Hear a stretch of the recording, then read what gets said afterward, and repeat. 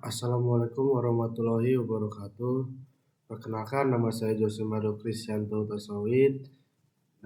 NPM saya 23351551647. Nomor absen saya yaitu 17. Dengan mata kuliah Sistem Keuangan Publik yang diajarkan oleh Ibu Eka Fadilah SIP MA. Pada hari ini saya akan menjelaskan materi ke-11 tentang pajak. Baik, pajak itu adalah salah satu sumber penerimaan negara yang ideal karena pajak memenuhi persyaratan, yakni dapat menjamin penerimaan negara, juga bersifat ajak dan meningkat, serta mempunyai fungsi regulasi atau regularance function yang berarti mengatur perekonomian guna menuju pada pertumbuhan ekonomi yang lebih cepat. Mengadakan redistribusi pendapatan serta stabilitas ekonomi. Selain itu, juga fungsi budgeter sehingga pajak merupakan sumber penerimaan ideal, terutama untuk menutup pengeluaran-pengeluaran yang bersifat rutin. Dalam rangka menetapkan penerimaan negara dari pajak agar dapat menjamin berlangsungnya pembangunan yang sedang dijalankan, pemerintah menetapkan antara lain Undang-Undang Republik Indonesia Nomor 6 Tahun 1983 tentang ketentuan umum dan tata cara perpajakan. Lalu dalam undang-undang tersebut disebutkan ciri dan corak tersendiri dari sistem pemungutan pajak di Indonesia sebagai berikut. Yang pertama itu ada pemungutan pajak merupakan perwujudan dari pengabdian, kewajiban, dan peran serta wajib pajak secara langsung dan bersama-sama melaksanakan kewajiban perpajakan yang diperlukan untuk pembiayaan negara dan pembangunan nasional. Lalu yang nomor 2 ada tanggung jawab atas pelaksanaan pajak sebagai penerimaan kewajiban di bidang perpajakan pada anggota masyarakat wajib pajak sendiri. Lalu yang ketiga ada anggota masyarakat wajib pajak diberi kepercayaan untuk melaksanakan gotong royong nasional melalui sistem memperhitungkan dan membayar sendiri pajak yang terutang atau disebut self assessment, sehingga melalui sistem ini dapat lebih rapih, terkendali, sederhana, dan mudah dipahami oleh anggota masyarakat wajib pajak. Lalu ada prinsip penarikan pajak. Yang pertama itu ada efisiensi.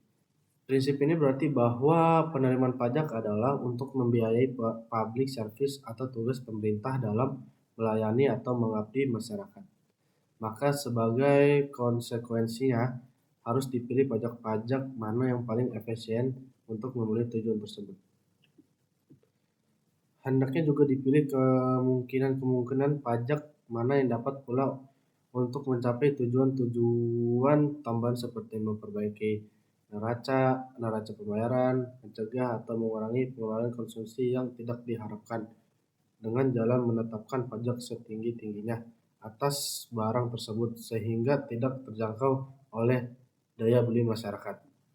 Lalu yang kedua ada ability to pay, merupakan suatu asas penarikan pajak yang harus didasarkan atas kemampuan wajib pajak untuk membayar. Di sini mencakup pula pengertian keadilan, karena untuk orang yang lebih kaya harus dikenai pajak yang lebih besar karena mereka mempunyai kemampuan untuk membayar lebih besar dari orang-orang yang miskin. Lalu ketiga ada pajak hendaknya bersifat universal. Artinya, pajak hendaknya dikenakan kepada semua orang tanpa terkecuali atau tanpa membedakan orang.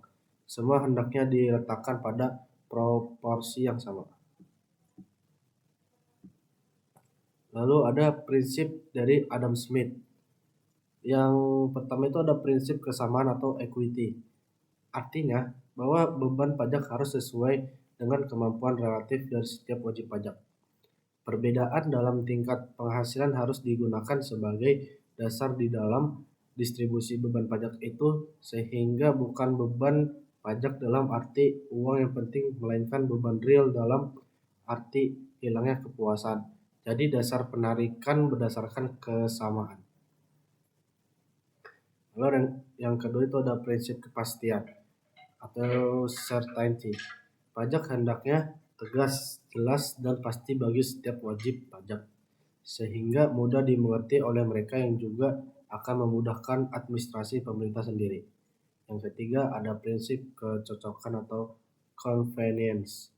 Pajak jangan sampai menekan si wajib pajak, sehingga wajib pajak akan dengan senang hati melakukan pembayaran pajak kepada pemerintah.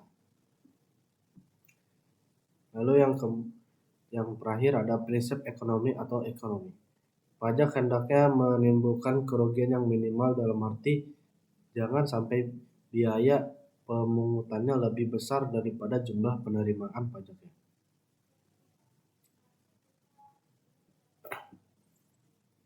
Lalu ada prinsip ability to pay approach. Prinsip ini sering disebut sebagai prinsip kemampuan untuk membayar. Jadi wajib pajak akan dikenakan beban pajak sesuai dengan kemampuannya untuk membayar pajak yang dapat diukur atau dilihat dari besarnya pendapatan dan pengeluaran si wajib pajak. Lalu segi positif dari pendekatan kemampuan untuk membayar pajak ini adalah pengorbanan atau beban real yang hilang akibat membayar pajak cepat diperkirakan lebih tepat. Lalu ada prinsip benefit approach. Suatu prinsip pengenaan pajak yang didasarkan pada manfaat yang diterima oleh wajib pajak sebagai akibat telah membayar pajak kepada pemerintah. Jadi seolah-olah prinsip ini akan disamakan dengan pembelian suatu barang dan jasa, yaitu harga yang dibayar sesuai dengan barang dan jasa atau manfaat yang diperoleh yang dinikmati oleh si pembeli akibat membeli barang dan jasa tersebut. Lalu kemudian ada yang terakhir itu ada, namun kelemahan prinsip ini adalah karena manfaat yang diperoleh wajib pajak dari pemerintah sulit diukur dengan pasti karena kontrak prestasi dari pembayaran pajak tidak dapat diterima secara langsung oleh wajib pajak. Lalu ada prinsip Adolf Wagner. Terdapat 4 asas atau prinsip pajak yang ideal menurut Adolf Wagner. Yang pertama itu ada asas politik finansial. Perpajakan hendaknya menghasilkan jumlah penerimaan yang memadai dan pajak hendaknya bersifat dinamis. Lalu yang kedua itu ada asas ekonomi. Pemilihan mengenai perpajakan yang tepat apakah dikenakan hanya pada pendapatan ataukah juga terhadap modal dan atau pengeluaran. Pemilihan mengenai macam-macam pajak berhubungan dengan adanya berbagai macam pajak yang dikenakan terhadap wajib pajak dan penyelidikan tentang kemungkinan penggeseran pajak. Lalu yang ketiga ada asas keadilan atau equity. Pajak hendaknya bersifat umum atau universal dan kesamaan beban. Lalu yang keempat ada asas administrasi. Kepastian perpajakan, keluasan dalam penagihan dan pemungutan, dan ongkos pemungutan hendaknya diusahakan sekecil-kecilnya. Lalu yang terakhir itu kelima ada asas yuridis atau asas hukum. Kejelasan undang-undang perpajakan dan kata-kata dalam undang-undang hendaknya jangan mempunyai arti ganda sehingga sering menimbulkan interpretasi yang salah. Sekiranya kurang lebihnya mohon maaf jika ada penjelasan saya yang kurang. Wassalamualaikum warahmatullahi wabarakatuh.